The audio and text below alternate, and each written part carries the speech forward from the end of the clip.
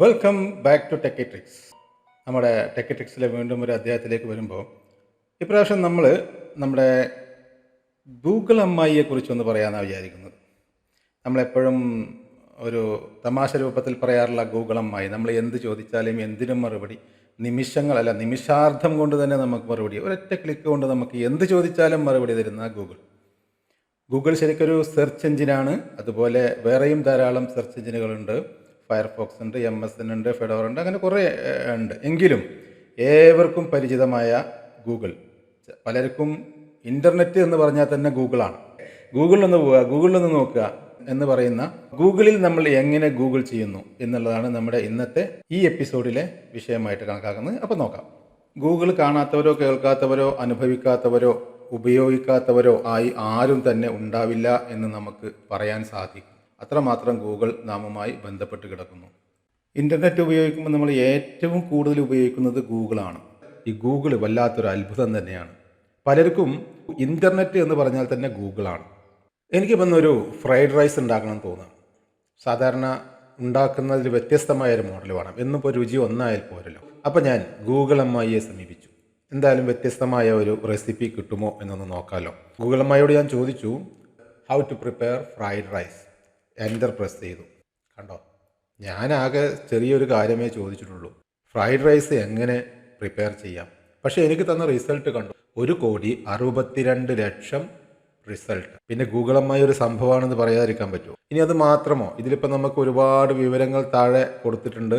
ഇവിടെ തന്നെ നമുക്കതിൻ്റെ വീഡിയോസും ചിത്രങ്ങളും ഒക്കെ കൊടുത്തിട്ടുണ്ട്. ഇമേജസ് പേജിൽ ക്ലിക്ക് ചെയ്ത് കഴിഞ്ഞാൽ കൂടുതൽ ചിത്രങ്ങൾ ലഭ്യമാണ്. കൂടാതെ ഇത് കണ്ടോ, മേലെ cooking, wok, Chinese style, easy, fried rice, ഇങ്ങനെ കുറേ കാറ്റഗറീസ് മേലെ നമുക്ക് കാണുന്നുണ്ട്. ഓരോന്നിലും ക്ലിക്ക് ചെയ്ത് കഴിഞ്ഞാൽ അതിന് അഡീഷണൽ വിവരങ്ങൾ വേറെ കിട്ടുന്നു. ഇനി നമുക്ക് ചിത്രങ്ങൾക്ക് പകരം വീഡിയോസ് കാണണമെന്നുണ്ടെങ്കിൽ വീഡിയോസിൽ ക്ലിക്ക് ചെയ്ത് കഴിഞ്ഞാൽ ഇതാ നിരവധി വീഡിയോസ്, നമുക്ക് എങ്ങനെ ഫ്രൈഡ് റൈസ് ഉണ്ടാക്കാം എന്നതിനെക്കുറിച്ച് നിരവധി വീഡിയോകൾ ലഭ്യമാണ്. ചെറിയ ഒരു കാര്യം ചോദിച്ചപ്പോഴത്തേക്ക് ഇത്രയും അധികം വിവരങ്ങൾ വളരെ കൃത്യമായിട്ട് നൽകാൻ ഈ ഗൂഗിളിന് എങ്ങനെ സാധിക്കുന്നു? വലിയ അത്ഭുതം തന്നെയല്ലേ ഇത്, അല്ലേ?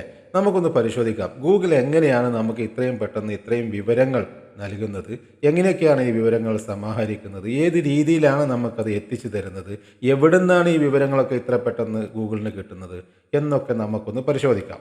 പലരും ധരിച്ചിരിക്കുന്നത്, നമ്മൾ ഗൂഗിളിൽ ഒരു ചോദ്യം ചോദിച്ചാൽ അല്ലെങ്കിൽ ഒരു വിവരം ആവശ്യപ്പെട്ടാൽ വേൾഡ് വൈഡ് വെബിൽ ആകെ പരതി നടന്ന് എല്ലാ സൈറ്റുകളും വിസിറ്റ് ചെയ്ത് അതിലെ പേജുകളിൽ നിന്ന് വിവരങ്ങൾ ശേഖരിച്ച് നമുക്ക് നൽകുന്നു എന്നാണ് ഒരുപാട് പേരും ധരിച്ചിരിക്കുന്നത്. എന്നാൽ അങ്ങനെയല്ല. ഗൂഗിളിൽ നമ്മളൊരു ചോദ്യം ചോദിക്കുമ്പോൾ അത് നമുക്ക് ഉത്തരങ്ങൾ നൽകുന്നത് അതിൻ്റെ സ്വന്തം സെർവറുകളിൽ നിന്നാണ്. ചില പ്രത്യേകതരം സോഫ്റ്റ്വെയറുകൾ ഉപയോഗിച്ച്, ബഗ്സ് അല്ലെങ്കിൽ സ്പൈഡേഴ്സ് എന്നൊക്കെ പറയുന്ന, അതിന് വേറെയും പേരുണ്ട്, എല്ലാം സമാനമായിട്ടാണ് പ്രവർത്തിക്കുന്നത്. ഈ സോഫ്റ്റ്വെയറുകൾ ഉപയോഗിച്ച് വെബിൽ നിന്നും വിവരങ്ങൾ പകർത്തിയെടുത്ത് അഥവാ കോപ്പി ചെയ്തെടുത്ത് അത് ശേഖരിക്കപ്പെട്ടിരിക്കുന്നു. ഓരോ വെബ്സൈറ്റും അതുപോലെ അതിനുള്ള കണ്ടൻസും, പേജുകളും വീഡിയോസും ചിത്രങ്ങളും എന്തൊക്കെ ലഭ്യമാണോ അതെല്ലാം ഹൈപ്പർ ലിങ്കുകളിലൂടെയാണ് ബന്ധിപ്പിച്ചിരിക്കുന്നത്. ഈ ഹൈപ്പർ ലിങ്കിനെ സ്പൈഡേഴ്സ് ഫോളോ ചെയ്യുന്നു. ഹൈപ്പർ ലിങ്കുകളിലൂടെ അത് എവിടേക്കെല്ലാം പരന്നു കിടക്കുന്നു ആ അറ്റം വരെ സ്പൈഡറുകൾ സഞ്ചരിച്ച് ആ പേജുകളിലെല്ലാം ഉള്ള വിവരങ്ങൾ ശേഖരിക്കുന്നു. ഈ വിവരങ്ങൾ, ഇത്തരം വിവരങ്ങൾ മാത്രമല്ല, ഈ പേജുകൾ, അതിൻ്റെ കോപ്പി തന്നെ ഈ സെർവറുകളിലേക്ക് ഡൗൺലോഡ് ചെയ്യപ്പെടുന്നു. ഈ ഡൗൺലോഡ് ചെയ്യപ്പെട്ട ശേഖരം, ഈ വിവരശേഖരം ഇൻഡെക്സായി ക്രമീകരിക്കുന്നു. ഇൻഡെക്സ് എന്ന് പറഞ്ഞാൽ നമുക്കറിയില്ല, ക്രമത്തിൽ നമുക്ക് ഓരോ വിവരങ്ങളും അതിൽ നിന്ന് എളുപ്പത്തിൽ പരതിയെടുക്കാം. പഴയ ടെലിഫോൺ ഡയറക്ടറിയൊക്കെ നമുക്ക് ഓർമ്മയുണ്ടല്ലോ. അതുപോലെ ഇപ്പോൾ ഈവൻ നമ്മൾ ഒരു ഡിക്ഷണറി നോക്കുമ്പോൾ അതിൻ്റെ ക്രമം നമുക്കറിയാം, എത്ര പെട്ടെന്ന് നമുക്ക് അതിൽ നിന്ന് വാക്കുകൾ കണ്ടെത്താം. അതുപോലെ ഒരു ക്രമത്തിൽ ഈ വിവരങ്ങൾ ശേഖരിക്കപ്പെടുന്നു. എന്നിട്ട് നമ്മൾ സെർച്ച് ചെയ്യുമ്പോൾ, ഇപ്പോൾ നമ്മൾ ഗൂഗിളിൽ ഒരു കാര്യം സെർച്ച് ചെയ്യുമ്പോൾ ഇത് ഇൻ്റർനെറ്റ് മുഴുവൻ പരതിയിട്ടല്ല, അഥവാ വേൾഡ് വൈഡ് വെബ് മുഴുവൻ പരതിയിട്ടല്ല നമുക്ക് അതിൻ്റെ റിസൾട്ട് തരുന്നത്.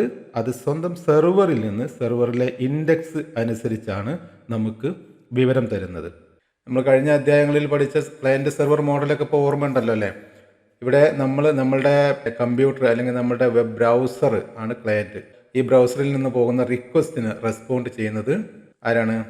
ഗൂഗിൾ ഡാറ്റാ സെൻറ്ററിലെ ഡാറ്റാ സെർവർ, അതിൻ്റെ വെബ് സെർവറും ഡാറ്റാ സെർവറും എല്ലാം ചേർന്നിട്ടാണ് നമ്മുടെ ആവശ്യപ്പെടുന്ന വിവരങ്ങൾ നമുക്ക് നൽകുന്നത് അഥവാ സെർവ് ചെയ്യുന്നത്. അപ്പോൾ അത് അത്ര എളുപ്പമല്ലേ എന്ന് ചിന്തിക്കരുത് കേട്ടോ. കാരണം ഇത്രയും ഞാൻ ആദ്യം പറഞ്ഞതുപോലെ കോടിക്കണക്കിന് ചിലപ്പോൾ വെബ്സൈറ്റുകൾ ഉണ്ടാവും.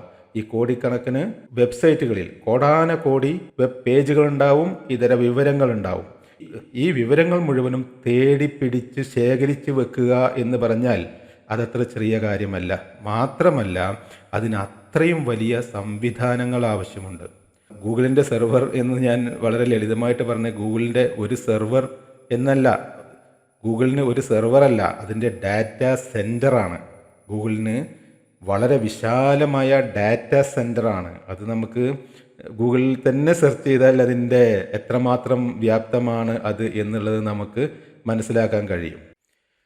ഗൂഗിൾ സെർവറുകളിൽ ഏതാണ്ട് 60 ട്രില്യൺ വെബ് പേജുകൾ ശേഖരിക്കപ്പെട്ടിരിക്കുന്നു എന്നാണ് പറയുന്നത്.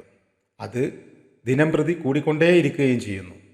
ഇത്രയും വിവരങ്ങളിൽ നിന്ന് നമുക്ക് എങ്ങനെയാണ് സെക്കൻഡ് കൊണ്ട് നമുക്ക് ഉത്തരം കണ്ടെത്തി നൽകുന്നത് എന്നുള്ളത് അത്ഭുതകരം തന്നെയല്ലേ എന്ന് ചോദിച്ചാൽ, അവിടെയും ഗൂഗിളിൻ്റെ എല്ലാ സെർവറുകളിലുമുള്ള എല്ലാ വിവരങ്ങളും പരതിയിട്ടല്ല നമുക്ക് റിസൾട്ട് നൽകുന്നത്.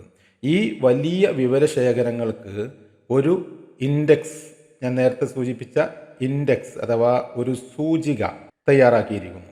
ഓരോ വിഷയങ്ങൾ ബന്ധിപ്പിച്ചുള്ള പേജുകളിലേക്ക് ഈ ഇൻഡെക്സിലൂടെ അത് ബന്ധിപ്പിക്കപ്പെട്ടിരിക്കുന്നു.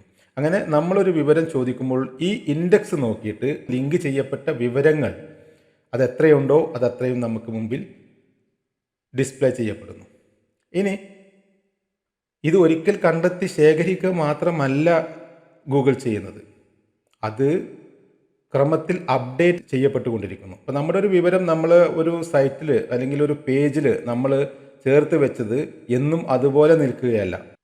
ഒരു മാധ്യമ സൈറ്റൊക്കെ ഒന്ന് കമ്പയർ ചെയ്ത് നോക്കൂ. ഒരു മാധ്യമ സൈറ്റിൽ വാർത്തകൾ വന്നുകൊണ്ടേയിരിക്കും, വാർത്തകൾ മാറി മാറി വന്നുകൊണ്ടേയിരിക്കും, മാറിക്കൊണ്ടേയിരിക്കും. അതിനനുസരിച്ച് ആ സൈറ്റ് അപ്ഡേറ്റ് ചെയ്യപ്പെട്ടുകൊണ്ടിരിക്കുന്നു. അതുപോലെ തന്നെ ആ വിവരങ്ങൾ ഗൂഗിൾ സെർവറുകളിലും അപ്ഡേറ്റ് ചെയ്യപ്പെട്ടുകൊണ്ടിരിക്കുന്നു. വിവരങ്ങൾ കണ്ടെത്തുകയും ശേഖരിക്കുകയും അപ്ഡേറ്റ് ചെയ്യുകയും മാത്രമല്ല സെർച്ച് എഞ്ചിനുകൾ ചെയ്യുന്നത്. ഉപദ്രവകരമായ കാര്യങ്ങൾ ഒഴിവാക്കാനും നിയന്ത്രിക്കാനും കൂടിയുള്ള കാര്യങ്ങൾ ഈ കൂട്ടത്തിൽ ചെയ്യുന്നു. ഉദാഹരണത്തിന് സ്പാമിംഗ് പോലുള്ള കാര്യങ്ങൾ നിയന്ത്രിക്കുന്നതിന് സെർച്ച് എഞ്ചിനുകൾ സഹായിക്കുന്നു. ഗൂഗിൾ ഡാറ്റാ സെൻറ്ററിൽ ഏതാണ്ട് 60 ട്രില്യൺ വെബ് പേജുകൾ ശേഖരിക്കപ്പെട്ടിരിക്കുന്നു എന്ന് പറഞ്ഞല്ലോ. ഇവ സംഭരിക്കുന്നതിനായി നൂറുകണക്കിന് ഭീമൻ സെർവറുകൾ, അവയിൽ 100 മില്യണിലധികം ജിഗാബൈറ്റ് ഡാറ്റ സംഭരിച്ചതായി കണക്കാക്കുന്നു. സെർവറുകൾ പരസ്പരം 10 GB/s വേഗത്തിലുള്ള കണക്ടിവിറ്റി ലഭ്യമാക്കിയിരിക്കുന്നു. അതിവിപുലമായ ഇത്തരം സംവിധാനങ്ങളിലൂടെയാണ് നമ്മുടെ ഒരു ചോദ്യത്തിന് നിമിഷാർദ്ധം കൊണ്ട് ഗൂഗിളിന് മറുപടി നൽകാൻ കഴിയുന്നത്. സെർച്ച് എഞ്ചിനുകൾ അവയുടെ പ്രവർത്തനം കൂടുതൽ മെച്ചപ്പെടുത്തുന്നതിനും കൂടുതൽ മികവുറ്റതാക്കുന്നതിനും നിരന്തരം പ്രവർത്തിച്ചു കൊണ്ടിരിക്കുന്നു. വിവരങ്ങൾക്കായി നിരന്തരം സെർച്ച് ചെയ്തുകൊണ്ടിരിക്കുന്നു. ഇന്ന് പല സെർച്ച് എഞ്ചിനുകളും നമ്മൾ അന്വേഷിക്കുന്ന കാര്യങ്ങളിൽ നമ്മൾ ആവശ്യപ്പെടാതെ തന്നെ കൂടുതൽ വ്യക്തതയും കൃത്യതയും ഉറപ്പുവരുത്തുന്നു.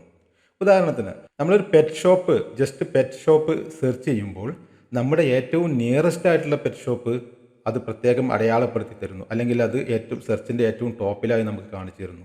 നമ്മുടെ പരിസരത്ത് തന്നെയുള്ള ഒരു പെറ്റ് ഷോപ്പ് നമ്മൾ ചിലപ്പോൾ അങ്ങനെ പരതിയിട്ടുണ്ടാവില്ല, പെറ്റ് ഷോപ്പ് നിയർ മീ എന്ന് പരതിയിട്ടുണ്ടാവില്ല, പക്ഷേ നമുക്ക് നമ്മുടെ അടുത്തുള്ള പെറ്റ് ഷോപ്പ് കാണിച്ചു തരുന്നു.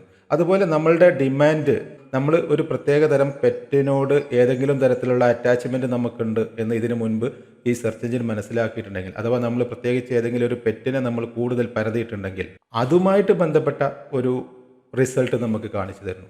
അപ്പോൾ ഇത്തരം കുറേ കാര്യങ്ങൾ നമ്മളറിയാതെ തന്നെ നമ്മളെ കുറിച്ചുള്ള നമ്മുടെ ചോയ്സ്, നമ്മുടെ താല്പര്യം, നമ്മുടെ ലൊക്കേഷൻ, അതുപോലുള്ള കാര്യങ്ങൾ ഓർത്തു വെച്ച് അത് ആവശ്യമായ അവസരങ്ങളിൽ പ്രയോഗിക്കാനുള്ള കഴിവ് കൂടി ഇപ്പോഴത്തെ സെർച്ച് എഞ്ചിനുകൾ നടപ്പാക്കി വരുന്നു. ഇതുപോലെ നിരന്തരമായി ഒരുപാട് അപ്ഡേഷനുകൾ വന്നുകൊണ്ടേയിരിക്കുന്നു.